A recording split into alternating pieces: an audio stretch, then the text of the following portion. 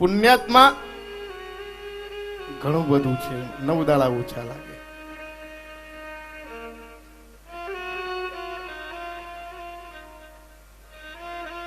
પુણ્યાત્મા પતિવ્રતા સ્ત્રી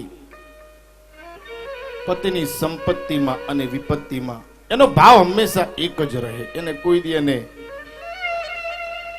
સંપત્તિ હોય તો પણ એ સ્ત્રીને કાંઈ ફરક ના પડે, અને પતિની જો વિપત્તિ હોય ને તો એ બાપ એને કોઈ ફરક ના પડે. એ સ્ત્રી હંમેશા એનો એક જ સ્વભાવ હોય, એની સંપત્તિમાં.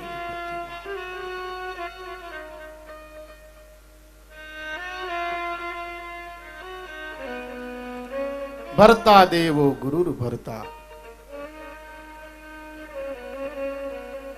પતિવ્રતા સ્ત્રી એનું ખૂબ મહત્વ છે. એક ઝાડના તળે એક જાજલી નામના મુનિ, અને એક ચિત્તે એમને ધ્યાન કર્યું.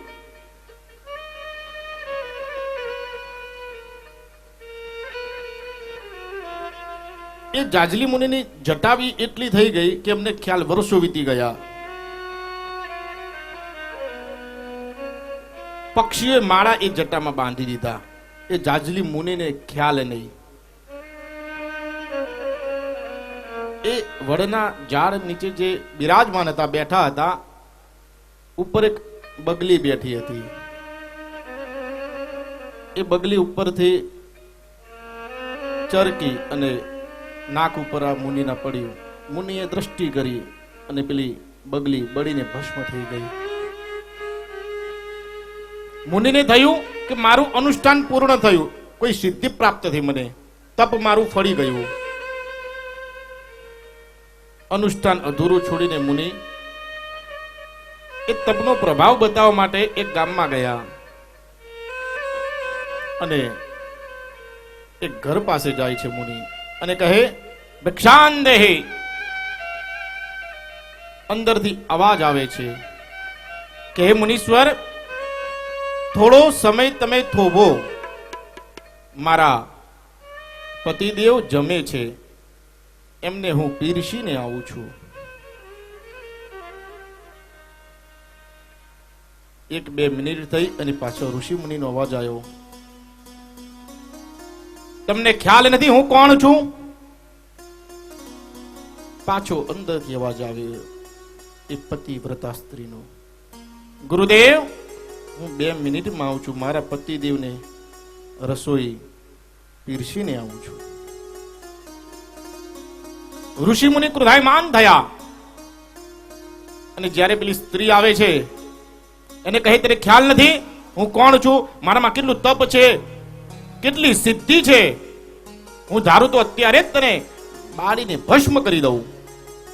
એ સ્ત્રી કહે, મુનીશ્વર, હું કાંઈ પેલી બગલી નથી. ઋષિ ચોંકી ગયા.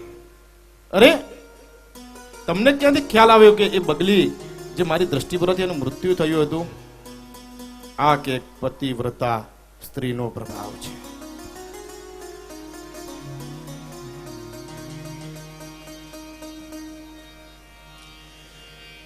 દયાના સાગરી તમે કૃપા નિધાન થઈને,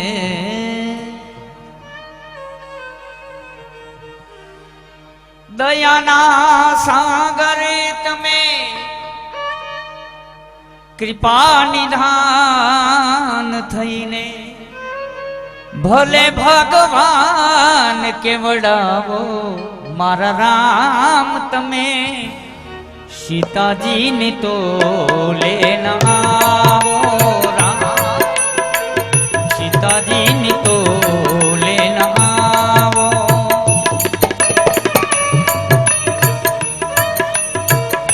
દયાના સાગરે તમે કૃપા નિધાન થઈને, દયાના સાગરે તમે કૃપા નિધાન થઈને, ભલે ભગવાન કેવડાવો મારા રામ તમે, મારા રામ તમે, સીતાજીની તો લેન આવો મારા રામ તમે સીતાજીની તો લેન આવો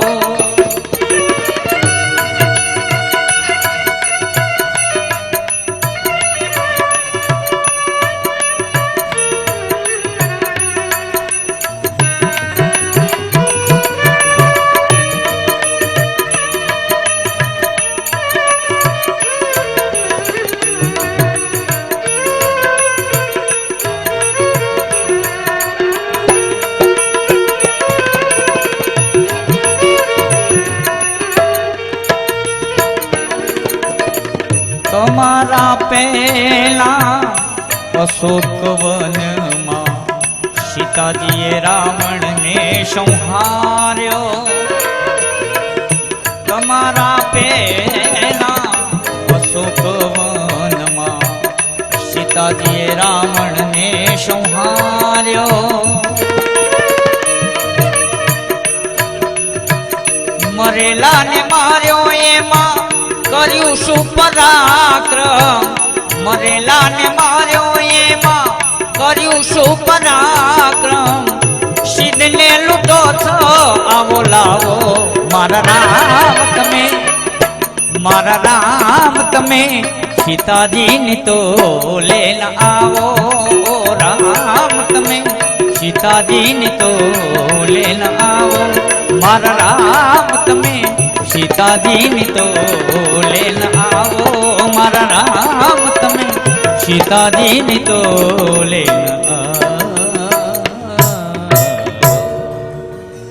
પુની પુની મિલતી પરતી કહી ચરના પરમ પ્રેમ કछु जाई ना बरना सब नारी हाँ मिली भेटी भवानी जाई जननी उर पुनी लपता મેના વારંવાર ભેટતી હોય છે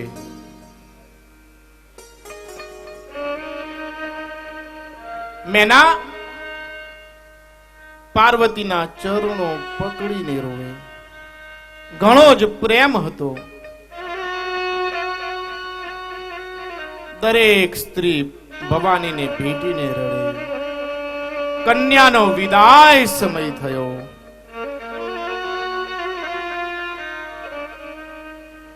દરેક સર્વ કોઈએ આશીર્વાદ દીધા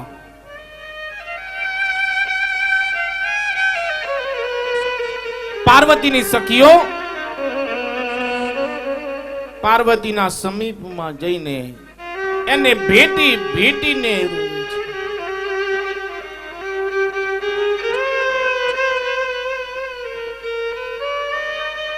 મહાદેવજી સર્વને સંતોષ આપી પોતાના ભવન તરફ પ્રયાણ કરવાનો આરંભ કરે છે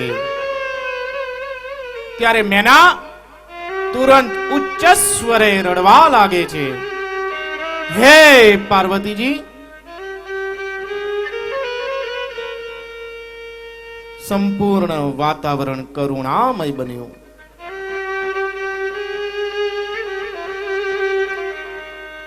દરેકની આંખમાં આંસુ પાર્વતીજીના રુદનથી દેવ પત્નીઓના આંખમાં પણ આંસુ આવ્યા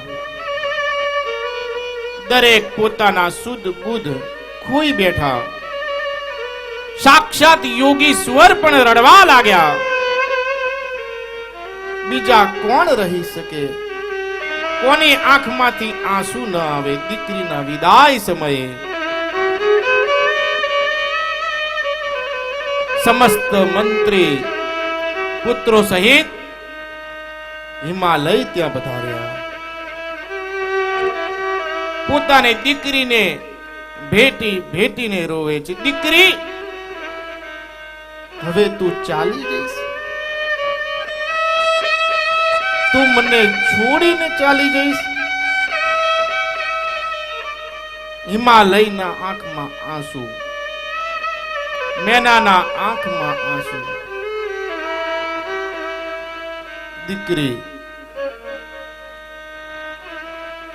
દીકરી વિના આખું જગત સૂનું લાગે. હિમાલય કહે કાળજા કેરો ખટકો.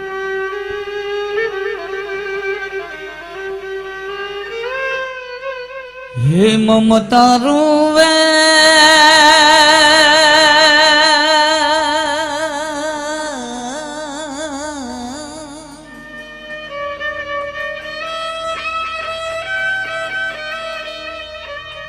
વેરુમાં વીરડો ફૂટી ગયો.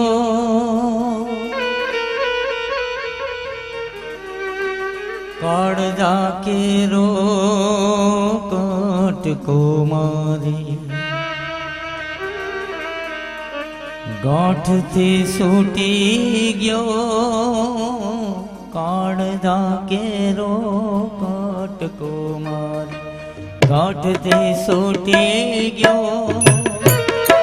મમતા રૂવે જેમ વેણુમાં વીરડો ફૂટી ગયો. કાળજા કેરો કટકો મારી ગાંઠથી છૂટી ગયો. કાળજા કેરો કટકો મારી ગાંઠથી છૂટી ગયો.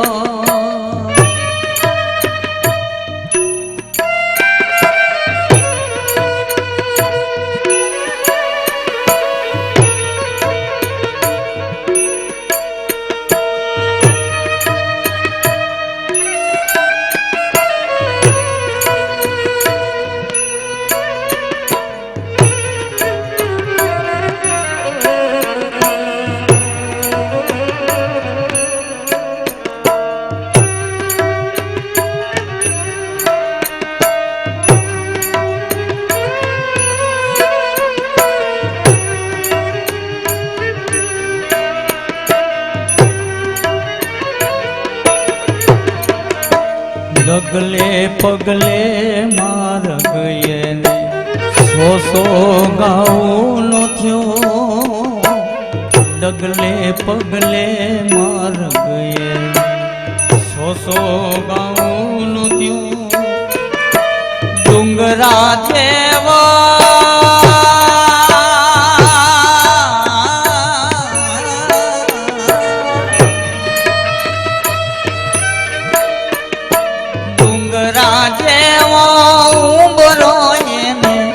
માંડરે ઓળંગ્યો.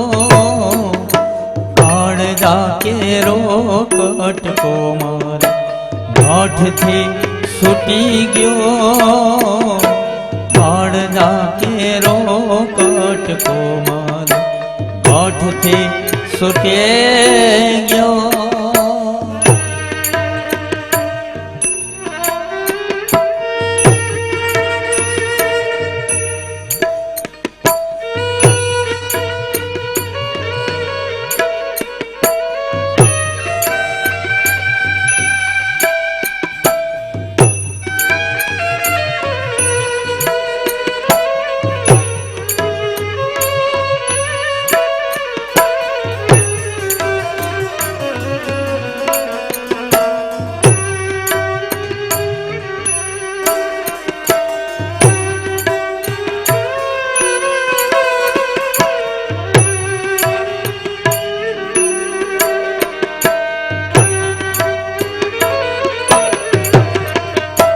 લૂંટાઈ ગયો મારો લાડ ખજા.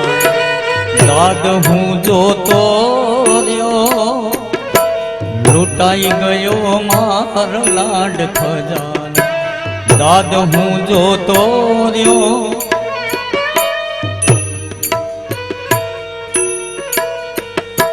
જાન ગઈ જાણે જાન મારી લઈ. જાન ગઈ જાણે જાન મારી લઈ. ફૂનો માંડવડો કાળજા કેરો કટકો મારી ગાંઠથી છૂટી ગયો. કાળજા કેરો કટકો મારી ગાંઠથી છૂટી ગયો કાળજા કેરો કાટકો મારી ગાંઠથી છૂટી ગયો હિમાલય અને મેના ધૈર્યપૂર્વક પાર્વતીને પાલખીમાં બેસાડે છે. ધીરે ધીરે પુત્રો દરેક યોગી ઋષિ મુનિઓ સહિત જાનની પાછળ પ્રેમપૂર્વક વિદાય આપી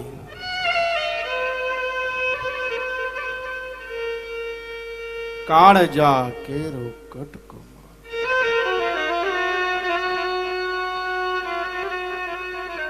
હિમાલય અને મેના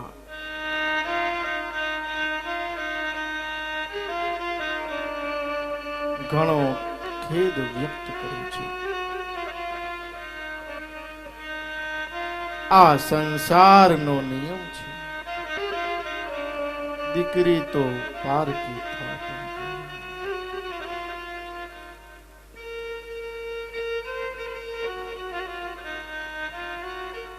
પાર્વતી અને મહાદેવ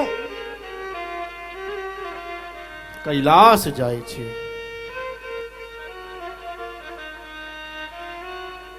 કરહી વિવિધ ભોગ બિલાસા ગનન સમેત બસહી કૈલાસા. શિવ અને પાર્વતી આનંદ પૂર્વક રહેવા લાગ્યા. નિત્ય નવા વિહાર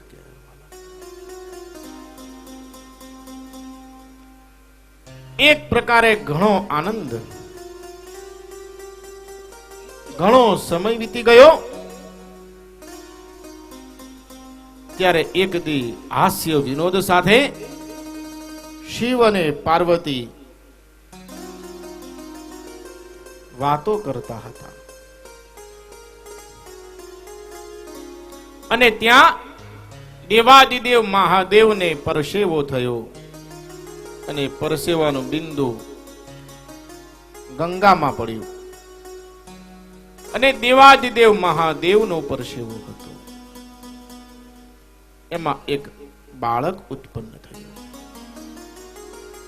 અને ત્યાં એ જ સમયે રાજાની 6 કુંવરીઓ સ્નાનના હેતુએ ત્યાં ગંગાના સમીપ આવ્યા અને આ સુંદર બાળકને જોયો. દરેક કુંવરી કહેવા લાગે, આ બાળક મારું, આ બાળક. એ બાળકના 6 મુખ થયા. તેથી એ બાળકનું નામ અલગ અલગ એવું 6 પ્રકારે પાડ્યું. સર્વ પ્રથમ નામ ક્ષણ માતુર, 6 જેની માતાઓ કહેવાય, 6 કુંવરીઓ. બીજું નામ એનું પાર્વતી નંદન એવું પાડ્યું. ત્રીજું નામ ગૃહ એવું નામ રાખ્યું. ચોથું નામ અગ્નિભૂ. પાંચમું નામ સ્કંદ અને છઠ્ઠું નામ એ બાળક ગંગામાંથી ઉત્પન્ન થયો હતો માટે એનું નામ ગંગા શુદ્ધ, ગંગાનો પુત્ર. આ બાળક કાર્તક માસમાં જન્મ એનો થયો હોવાથી એનું નામ કાર્તિકેય પાડ્યું. આ વાત નારદજીને મળી. દરેક દેવતાઓ ભેગા થયા અને એક સેના બનાવી અને સેનાના અધિપતિ તરીકે કાર્તિકેયને નિમણૂક કર્યા. અને કાર્તિકેયને કહે, હે કાર્તિકેય, તમારે અમારી માટે એક કાર્ય કરવાનું છે. કાર્તિકેય કહે, શું કાર્ય? કે તમારે તારકાસુરનો વધ કરવાનો છે, તમારે યુદ્ધ કરવાનું છે.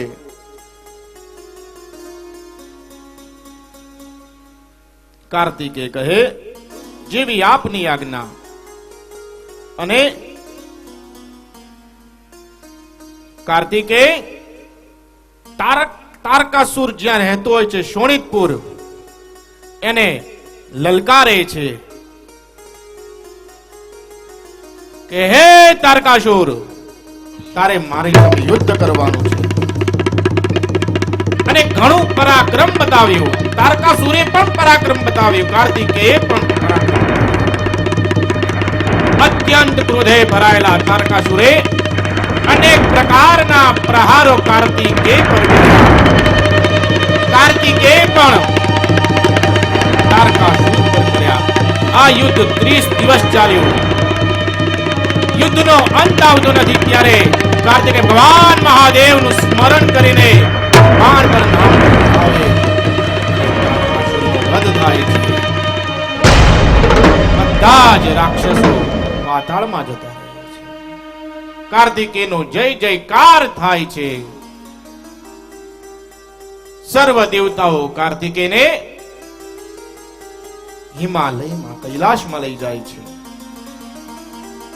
આનંદ પૂર્વક એમની આગતા સ્વાગતા થાય છે. દરેક દેવતાઓ ખુશ થયા, કારણ કે તારકાસુરનો ખૂબ ત્રાસ હતો અને મહાદેવના પુત્રથી જ એનું મૃત્યુ નિશ્ચિત હતું. માટે કાર્તિકેય તેનો વધ કર્યો.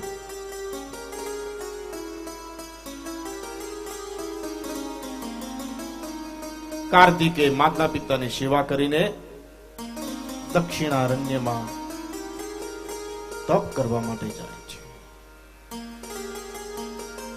ત્યારબાદ શિવજી સમાધિ મગ્ન થયા. મહાદેવે સમાધિ લગાવી. ઘણો સમય વીતી ગયો. પાર્વતીની સખીઓ કહે કે પાર્વતીજી, તમારે કાંઈ દુઃખ નથી, સુખના સાધનો છે, મહાદેવ તમારા સમીપ છે, રહેવા મહેલ બધું જ તમારી પાસે છે, સુંદર છે. પણ ઘરમાં એક બાળક હોય તો સારું, સમય તમારો નીકળે. પાર્વતીજી કહે જેવી મહાદેવની ઈચ્છા. થોડો સમય વીત્યો. એક દી પાર્વતીજી સ્નાન સારું માટે ગયા. સ્નાન કરતા કરતા પાર્વતીજીને વિચાર આવે, એ સખીની વાત કે મારી સખી મને કહેતી કે એક બાળક હોય તો સારું. પોતાના શરીરનો મેલ ઉતારે છે અને એક સુંદર બાળકની રચના કરે છે. એ બાળકને સુંદર આભૂષણો પહેરાવીને આયુધ તરીકે એને ભૂંગળ આપી. નીત નીત એને નવા શણગાર કરવા લાગ્યા. બાળકનું નામ બટુક એવું આપ્યું. એ બાળક ખૂબ આજ્ઞાંકિત, માતા કહે એટલું જ કરે.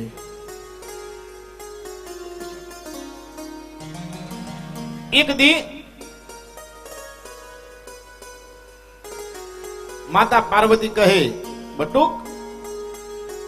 બટુક કહે હા માતા, કે હું સ્નાન કરવા માટે બેસું છું, તું ઘરના દરવાજા પાસે તું બેસજે અને કોઈને તું અંદર ના આવવા દેતો.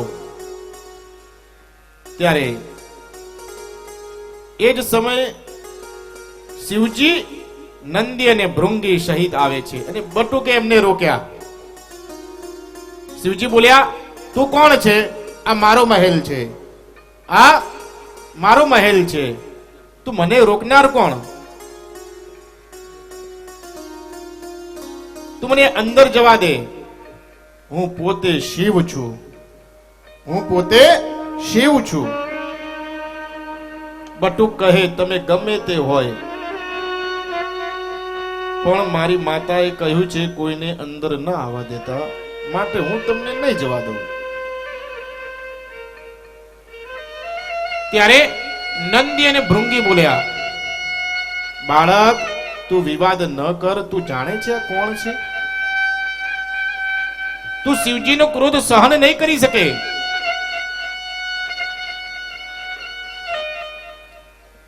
એ સાંભળતા જ બટુક ક્રોધે ભરાયો અને નંદીના માથા પર ભૂંગળ મારી. અને ત્યારે શિવજી બોલ્યા, બાળક તને તારા માતા પિતાએ કઈ સંસ્કાર નથી દીધા? કઈ જ્ઞાન નથી આપ્યું? તું હાથે કરીને મોતને ભેટવા માંગે છે. એના જ કારણે કોઈએ કહ્યું છે, વિનાશ કાળે વિપરીત બુદ્ધિ.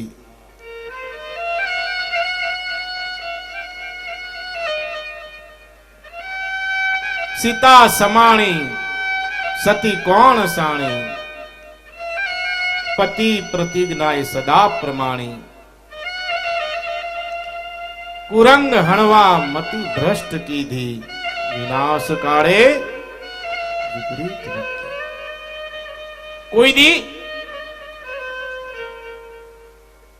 સોનાનું હરણ ન હોય, મૃગ જલને એ હરણ સમજે. અને રામનું કહ્યું ન કર્યું, એના જ કારણે પરિસ્થિતિ વિપરીત સર્જાઈ એવું શાસ્ત્ર કહ્યું. કેવા હતા કૌરવ જ્ઞાન, કુસંપ માં પાછી કરી નયાની. કપાઈ મુઆ દ્વેષ સહિત ક્રોધી, વિનાશ કાળે વિપરીત બુદ્ધિ. દ્રોણાચાર્યના શિષ્ય હતા અને પોતાના સગા ભાઈ ઉપર એમને દ્વેષ કર્યો, જેના કારણે એમનો વિનાશ થયો. વિનાશ કાળે વિપરીત બુદ્ધિ. નિપુણતા ન્યાય વિષય ધરાવી, નડે સુકીર્તિ જગતમાં જમાવી. ગુમાવી ગાદી ધૂર્તને વળંદી, વિનાશ કાળે વિપરીત બુદ્ધિ. નળ રાજા ખૂબ તપસ્વી હતો, પણ એને એક વ્યસન ખૂબ ખોટું, જુગાર રમવાનું, અને દમયંતીને હારી ગયો. કારણ કે વિનાશ કાળે વિપરીત બુદ્ધિ. યદુપુરી યાદવ યાદ આણો, સુરા વિશે જીવ ભલો ભરાણો. મુવા મૂકી સર્વ શરીર શુદ્ધિ, વિનાશ કાળે વિપરીત બુદ્ધિ. યાદવો ભગવાન શ્રી કૃષ્ણના વંશજો હતા, છતાં એમને મદિરા ગ્રહણ કરી અને વિનાશ કાળે, જેના કારણે એમને મતિ ભ્રષ્ટ થઈ. વિનાશ કાળે વિપરીત બુદ્ધિ. વ્યક્તિનો જ્યારે ખરાબ સમય આવવાનો એટલે એનાથી બધા ખરાબ જ કાર્ય થાય. રૂડો હતો રાવણ શાસ્ત્ર વેદતા, નવે ગ્રહો નિકટમાં રહેતા. હરી સીતા કષ્ટ લહ્યું કુબુદ્ધિ, વિનાશ કાળે વિપરીત બુદ્ધિ. વેદનો જ્ઞાતા હતો, 4 વેદના જેને ભાગ કર્યા, સંપૂર્ણ જ્ઞાની, પણ એનો વિનાશ થવાનો હતો, જેના કારણે એને સીતાનું હરણ કર્યું. વિનાશ કાળે વિપરીત બુદ્ધિ. વ્યક્તિની કિસ્મત ખરાબ હોય ને તો ઊંટ ઉપર બેઠા હોય તોય કૂતરા કઈડે.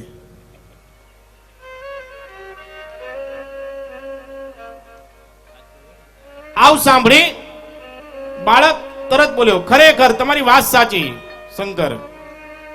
કોઈના ઘરમાં બળજબરીથી પ્રવેશ કરાય ખરો?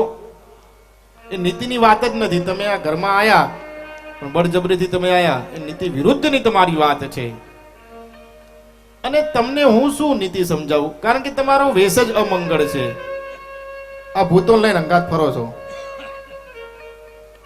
તમને જોઈને કદાચ સામાન્ય બાળક ડરી જાય, પણ હું બીનારો નહીં. આ સાંભળતા શિવજીને ક્રોધ ચડ્યો અને ગંભીર વાતાવરણ સર્જાયું, યુદ્ધ જેવું વાતાવરણ. બાળક ઉપર મહાદેવે ક્રોધ કર્યો. નંદી અને ભૃંગીને કહ્યો, આ બાળકને તમે એને દંડ આપો. શિવજીની આજ્ઞાથી પોતાના ગણને આજ્ઞા કરી, આ બાળકને દંડ કરો. આજ્ઞા મળતા જ શિવ ગણવટ ઉપર પ્રહાર કરે છે.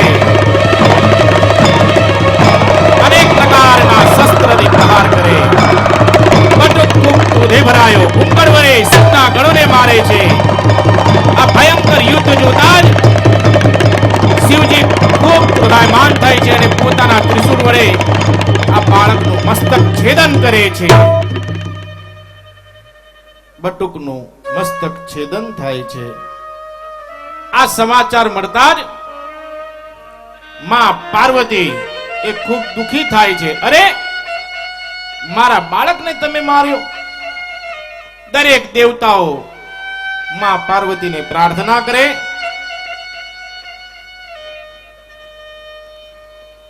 શિવ પણ આ સંપૂર્ણ વૃત્તાંત જાણે કે આ પાર્વતીએ ઉત્પન્ન કરેલો પુત્ર છે. પાર્વતીજીને ખૂબ દુખી જોઈ મહાદેવ કહે, હે ઉમિયા, તમે દુખી ન થાવ. તમારા પુત્રને હું પુનર્જીવિત કરું છું.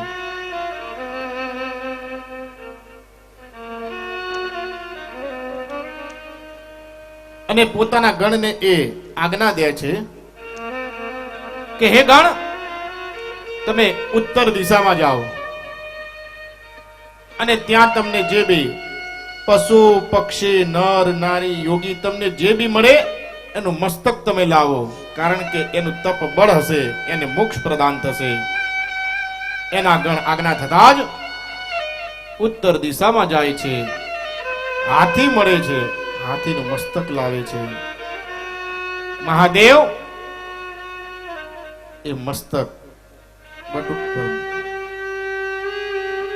અને જે તેજ હોય છે મૂળભૂત, એ તેજમાંથી એક તત્વ લઈને એ બટુકમાં મૂકે છે. બટુક જીવિત થાય છે.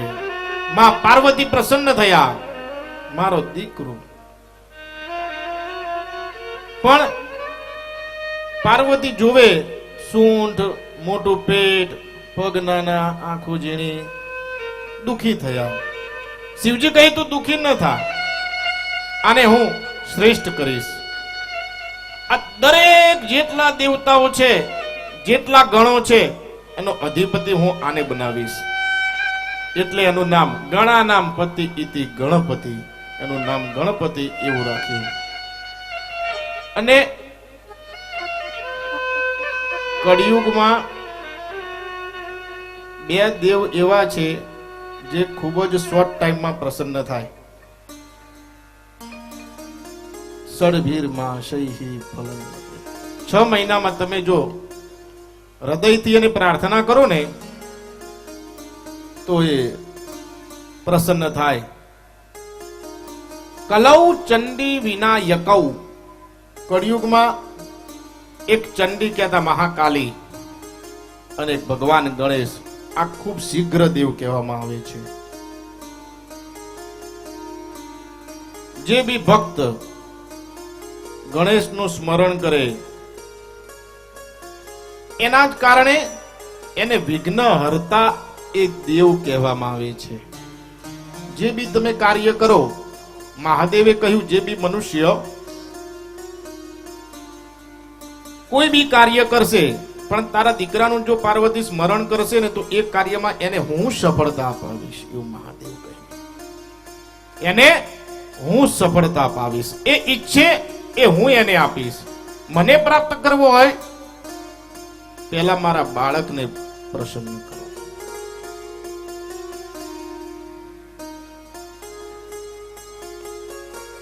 ગણા નામ પતિ ઇતિ ગણપતિ.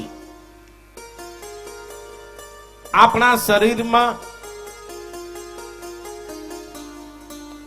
16 નાના ચક્ર છે અને 7 મોટા ચક્ર છે.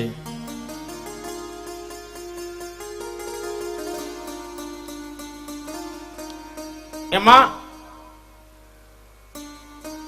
આ યાત્રા પ્રારંભ થાય મૂલાધાર ચક્રથી, અને મૂલાધાર ચક્રના દેવ છે ભગવાન ગણેશ. નમો ગણેભ્યો ગણપતિ ભિષ્ટવો, નમો નમો વ્રાતેભ્યો વ્રાતપતિ ભિષ્ટવો, નમો નમો ગ્રત્સેભ્યો ગ્રસ્તપતિ ભિષ્ટવો, નમો નમો વિરૂપેભ્યો વિશ્વરૂપે ભિષ્ટવો નમો. ભગવાન ગણેશ, ભગવાન ગણેશના કાન કેવા? બોલો, સુપડા જેવા. ભગવાનની આંખો કેવી? ઝીણી. ભગવાનના પગ કેવા? નાના. ભગવાનનું પેટ કેવું? મોટું. ભગવાન ગણેશની આપણે પૂજા કરીએ, પણ એમાં દરેકમાં એક મર્મ છુપાયેલો છે. દરેકમાંથી કંઈ શીખવા જેવું છે. ભગવાન શું ખાય? લાડુ. જે ખાય લાડુ એનું ચાલે ગાડું.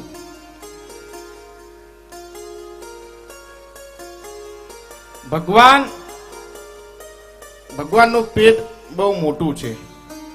એમાં શું મર્મ? આ સંસારમાં રહીએ છીએ, કોઈ સારું બોલે અને કોઈ ખરાબ પણ બોલે. દરેકને મોઢા ઉપર કહેવા ના જવાય. બધું જ પોતાના પેટમાં સમાવી લેવાનું હોય. આ ભગવાનનું પેટ આપણને સૂચવે છે.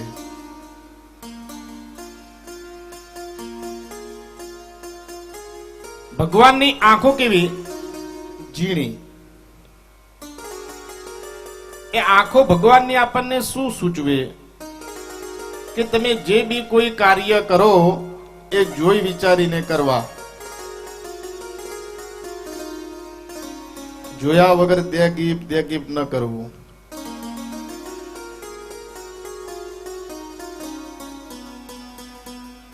જમીનોના ભાવ બહુ વધી ગયા. કેટલાય લોકો જે કમાયા એનું જીરો બી થઈ ગયું, અને જે લોકોએ જોઈ વિચારીને કર્યું એમાં વૃદ્ધિ પણ થઈ. કોઈ બી કાર્ય કરો સૂક્ષ્મ પૂર્વક એની દ્રષ્ટિ કરો, શું કરવું શું ન કરવું. ભગવાનની આંખો આપણને સૂચવે છે. 50 લાખ પડ્યા હોય તો 30 લાખનો જ બંગલો લેવાય, 70 નો ન લેવાય. નહીં તો 70 ના ઘરમાં ઊંઘે ના આવે. પહેલા જિંદગી મૌન ઉપર ચાલુ હતી. લોકો મૌન રાખે. પહેલા જિંદગી મૌન ઉપર ચાલુ હતી. અત્યારે જિંદગી લોન ઉપર ચાલુ છે.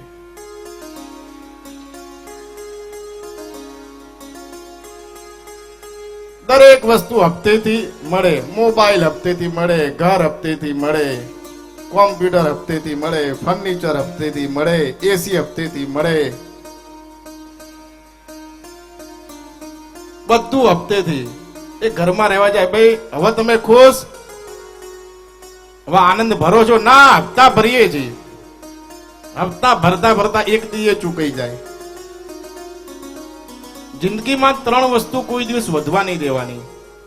જો સુખી થવું હોય તો ઋણમ શેષમ ચાકની શેષમ શત્રુ શેષસ તથૈવ ચ પુનઃ પુનઃ પ્રવર્તન્તે તસ્માત શેષમ ન રક્ષય. કોઈ દિવસ દેવું વધવા નહીં દેવાનું. અગ્નિને કોઈ દી વધવા નહીં દેવાનું.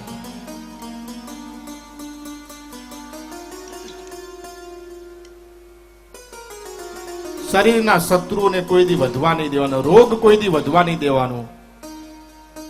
થોડું પણ કંઈ થયું હોય એનું નિદાન જલ્દીથી કરી દેવાનું.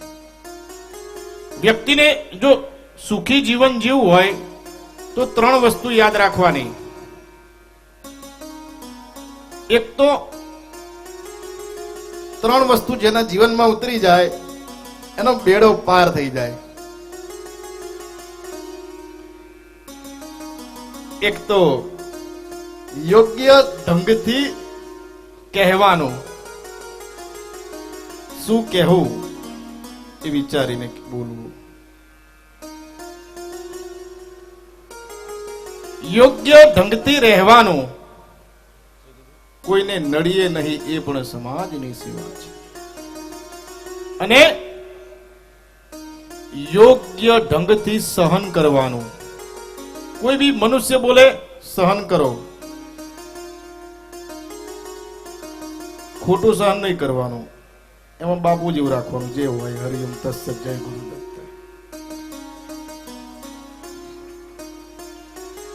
બીજાનું દેખીને અત્યારે દુઃખ વધારે લાગે, બીજાનું જોઈને વ્યક્તિ દુઃખી વધારે થાય. અમેરિકામાં લાઈટ જાય ને એટલે ઇલેક્ટ્રિસિટીને ફોન કરે કે લાઈટનો શું પ્રોબ્લેમ છે, ક્યારે આવશે. ચીનમાં લાઈટ જાય એટલે ફ્યુઝ ચેક કરે, ફ્યુઝમાં કોઈ પ્રોબ્લેમ છે. ભારતમાં લાઈટ જાય એટલે પાડોશી પૂછે, ભાઈ તમારે ત્યાં લાઈટ છે કે અમારે ત્યાં છે? તો અમારે કેમ નહીં? તમારે ત્યાં નહીં, અમારે નહીં ચાલશે. તમારે ત્યાં હોય અમારે ત્યાં નહીં તો પ્રોબ્લેમ.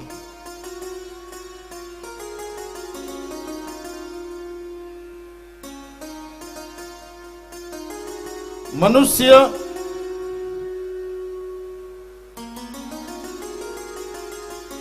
જે હોય એમાં કોઈ દી આનંદ ન માણે. શું કરવું એ વ્યક્તિને ખ્યાલ જ નથી. એક ભાઈ ભણતો હોય છે, મેં પૂછ્યું ભાઈ શું કરે? એટલે કે ભણું છું બાપુ. શું કામ? એટલે કે ડિગ્રી માટે. ડિગ્રી શું કામ? નોકરી માટે. નોકરી શું કામ? પૈસા માટે. પૈસાનું શું જરૂર પડે? પૈસા શું કામ? એટલે કે બાપુ ખાવા માટે. ખાવાનું શું કામ? જીવવા માટે. અને જીવવાનું શું કામ? બોલી જ ના શકે, મરવા માટે. એ બેફામ જિંદગી તूने थका दिया, એ બેફામ जिंदगी तूने थका दिया, बाकी रास्ता तो घर से कब्र तक का ही था.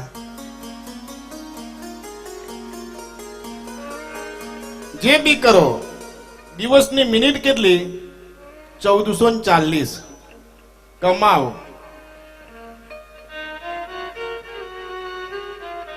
જિંદગીમાં કમાવું, પૈસા ભેગા કરવા, ભોગવવા પણ ખરા.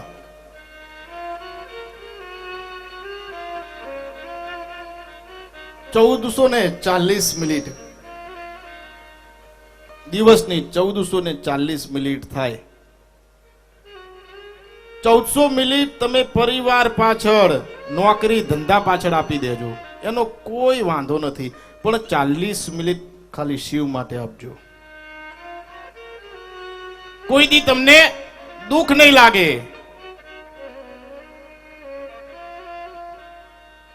बचपन में माँ अच्छी लगती है, कोई आए कोई जाए. बचपन में माँ अच्छी लगती है, जवानी में पत्नी अच्छी लगती है,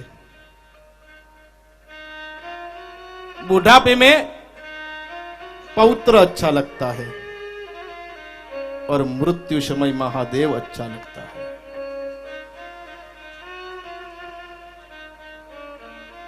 તમારું કશું જ નથી. તમે કહો આ છોકરો મારો, આ દીકરી મારી,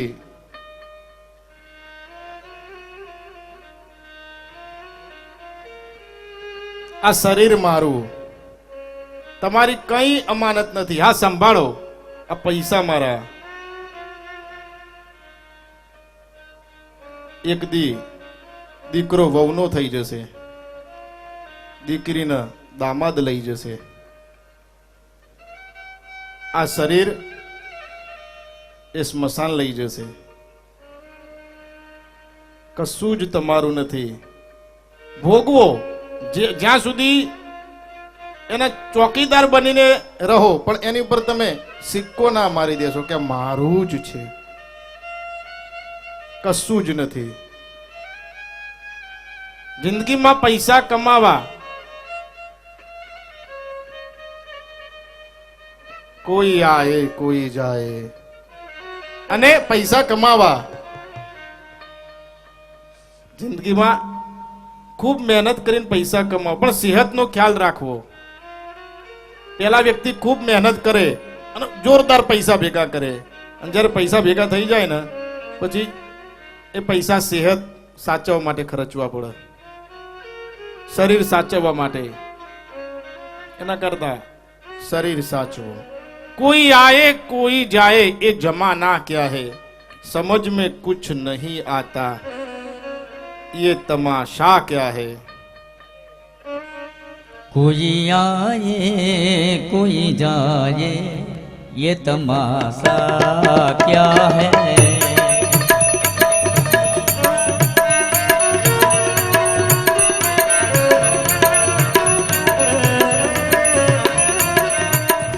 समझ में कुछ नहीं आता ये दुनिया क्या है.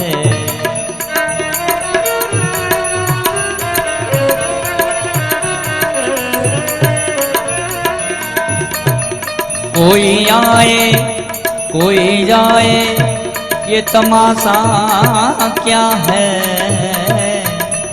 समझ में कुछ नहीं आता ये दुनिया क्या है. क्योंकि पीछे रोने वालों से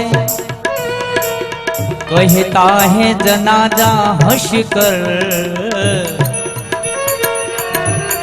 पीछे रोने वालों से कहता है जनाजा हंस कर. क्या कहता है? ठहरे जा लौट के आता तू तरसता क्या है. ठहरे जा लौट के आता तू तरसता क्या है.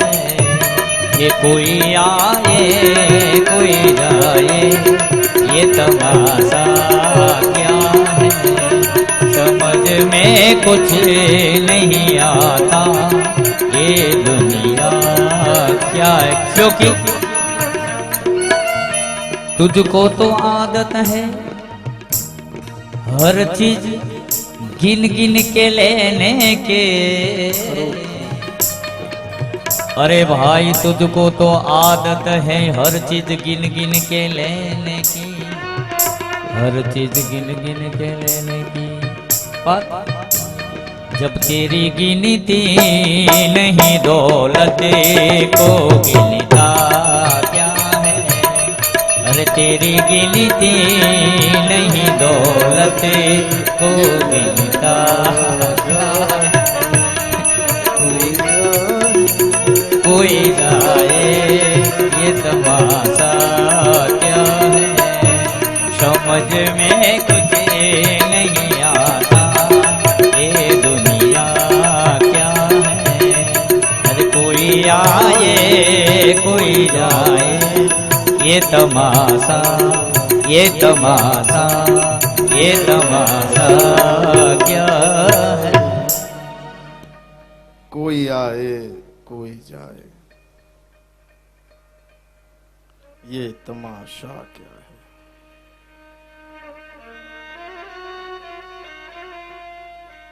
જે બી કાર્ય કરો જોઈ વિચારીને કરો.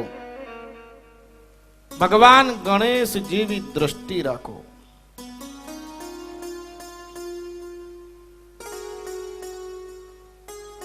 ભગવાનના કાન કેવા છે? સુપડા જેવા. સુપડાનો સ્વભાવ કેવો? સારું સારું ગ્રહણ કરવું, ખરાબ ખરાબ કાઢી દેવું. इस दुनिया में सबसे सस्ती चीज है सलाह, एक से मांगो हजारों से मिल जाएगी. और इस दुनिया में सबसे महंगी चीज है सहयोग.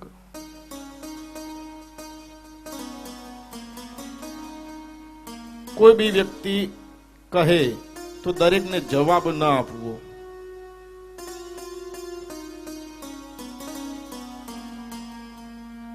અને કોઈ બી વ્યક્તિમાંથી સારું સારું લાગે એને ગ્રહણ કરી લેવું. ખરાબ ખરાબ કાઢી દેવું, કોઈના દોષો ન દેખવા.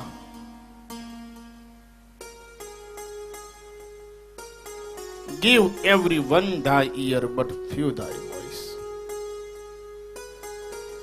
સાંભળો દરેકનું, વાતચીત સિલેક્ટેડ વ્યક્તિ સાથે જ કરો, યોગ્ય વ્યક્તિ સાથે જ કરો. દરેક જગ્યાએ બોલો એની કઈ કિંમત નથી રહેતી.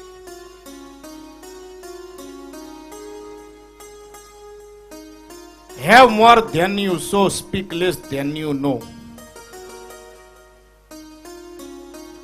જેટલું તમારી પાસે હોય એના કરતા ઓછું બતાવો, અને જેટલું તમને આવડતું હોય એના કરતા ઓછું બોલો. જિંદગીમાં કોઈ દી દુખી ન થાવ. કોઈ બી વ્યક્તિમાંથી તમને વર્ચ્યું સદગુણ લાગે ને એ તમે એડોપ્ટ ગ્રહણ કરી લો. તમને લાગે આ યોગ્ય નથી એ જવા દો. કોઈ દાડ કોઈ બી વ્યક્તિની નિંદા ન કરશો. તમે જે બી બોલો શબ્દ ભ્રમ છે આ સંસારમાં, એનું બહુ મોટું પાપ છે. વ્યક્તિને કહેવું હોય તો મોઢા ઉપર કહી દો, પણ એનું બેક બાઇટિંગ ખોદણી ના કરશો. મોઢા ઉપર કહેશો તો એનો 1% દોષ નથી, પણ પાછળથી કહેશો એનું મોટું પ્રાયશ્ચિત છે, મોટું દુઃખ છે. કોઈ બી મનુષ્યનું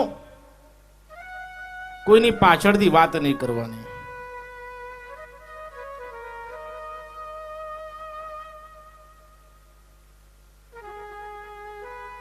સારું લાગે એને ગ્રહણ કરો, ખરાબ લાગે એને જવા દો. ભગવાનના પગ કેવા છે? નાના. ભગવાનના પગ આપણને શું સૂચવે છે કે કોઈ બી વ્યક્તિ આપણને પ્રેમથી બોલાવે ને એના ત્યાં જવું જોઈએ. તમારા ત્યાં પ્રસંગ હોય, લોકો દૂર દૂરથી આવે, અમદાવાદથી આવે, કડીથી આવે, બરોડાથી આવે, સુરતથી આવે. એમને કેવું હોય, જો નહીં જઈએ તો કેવલેશ્વર દાદાને ખોટું લાગશે, અથવા જેના ત્યાં પ્રસંગ હોય એને ખોટું લાગશે. એ દૂરથી 200-500 રૂપિયાની ડીશ ખાવા માટે આવે નહીં, પણ એમને ખોટું લાગશે. કોઈ બી મનુષ્ય પ્રેમથી બોલાવે એના ત્યાં જવું જોઈએ. એ ભગવાનના પગ આપણને સૂચવે છે. ભગવાનનો ખોરાક કેવો? સાત્વિક. ભગવાન શું ખાય? લાડુ. જે ખાય લાડુ એનું ચાલે ગાડું. અને આપણા હિન્દુ ધર્મમાં કોઈ બી પ્રસંગ હોય એમાં અંતે લાડુ રાખવામાં આવે. એનું કારણ શું? એ એક એક કણ તમે ભેગો કરો અને એમાંથી લાડુ બને. એમાંથી લાડુ બને. એ એકતાનું પ્રતીક છે, હિન્દુ સંસ્કૃતિનું પ્રતીક છે. માટે લાડુ રાખવામાં આવે છે. પશ્ચિમી સંસ્કૃતિમાં કેક કાપો. હરિઓમ તત્સત. હિન્દુ ધર્મનું પ્રતીક એક લાડુ છે. અને સાત્વિક, જે વ્યક્તિનો ખોરાક સાત્વિક હોય એનું મન શુદ્ધ રહે. અત્યારના ખોરાક કેવા થઈ ગયા? Burger, dabeli, pizza. અતિશય બધું ખા ખા કરે પછી કે એસિડિટી થઈ. રાત્રે 2 થેલી દૂધ પીવે. બહેનો ઘરમાં કામ કરતા ઓછા થઈ ગયા. શરીરમાં રોગ વિશેષ પ્રકારના થઈ ગયા. જે ખાય લાડુ એનું ચાલે ગાડું. ખોરાક હંમેશા સાત્વિક હોવો જોઈએ. હા, ટેસ્ટ પૂરતું બધું વસ્તુ જરૂરી છે, ભોગવો, પણ એ લિમિટમાં. કોકદાર ઈચ્છા થઈને પાણીપુરી ખાઈ લેવાની, એની નાય નહીં. અમુક બેન 50-50 રૂપિયાની હરી હો, હાજે ઘરે ખાવાનું જ ના બને, પછી કે એસિડિટી. ખાઓ, શોખ પૂરતું ખાઓ, જે ઈચ્છા થઈ હોય. શરીર સાચવો. શરીરની વેલ્યુ તમને ત્યારે જ થશે જ્યારે શરીર તમને સાથ નહીં આપે, અથવા બીમાર હો ત્યારે તમને ખ્યાલ પડે.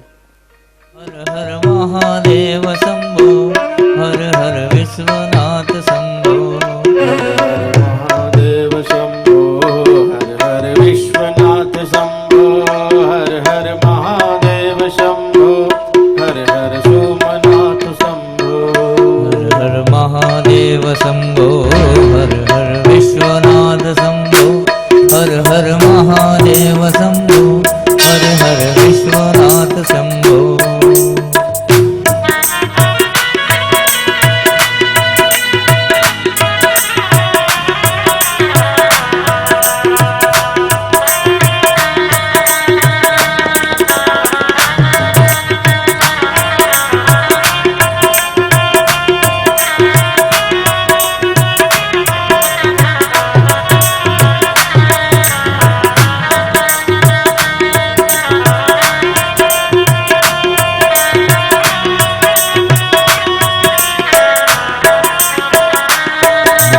મહાદેવ શંભો, હર હર વિશ્વનાથ શંભો, હર હર મહાદેવ શંભો, હર હર વિશ્વનાથ શંભો, હર હર મહાદેવ શંભો, હર હર વિશ્વનાથ શંભો, હર હર મહાદેવ શંભો, હર હર વિશ્વનાથ શંભો, હર હર મહાદેવ શંભો, હર હર વિશ્વનાથ શંભો.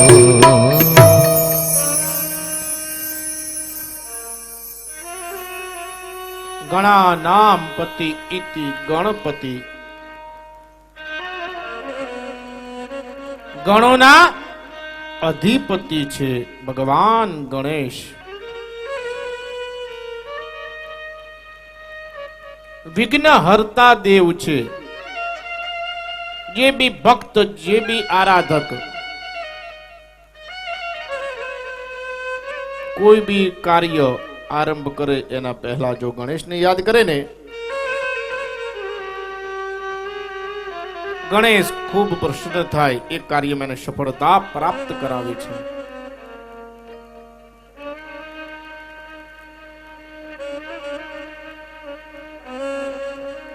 આ ગણેશનો મહિમા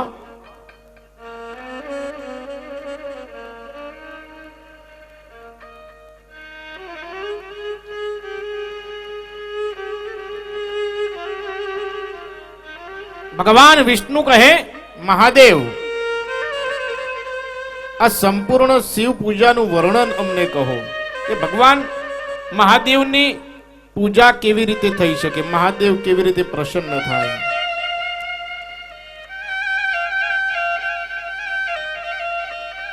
એ પૂજાને આગળ વધારતા આપણે રુદ્રાક્ષનું વર્ણન જોયું. 1 થી 14 મુખીના રુદ્રાક્ષ, જે આપણને ખૂબ જ શુભ ફળ આપે છે.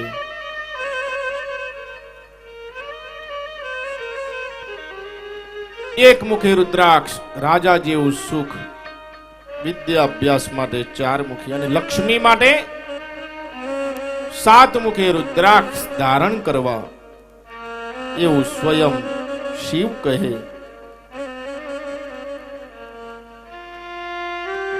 ભગવાન વિષ્ણુ કહે, ભગવાન અમને સવિસ્તાર પૂજા જણાવો કે અમે કેવી રીતે તમને પ્રાપ્ત કરી શકીએ, તમારી પૂજા અર્ચના કેવી રીતે કરી શકીએ.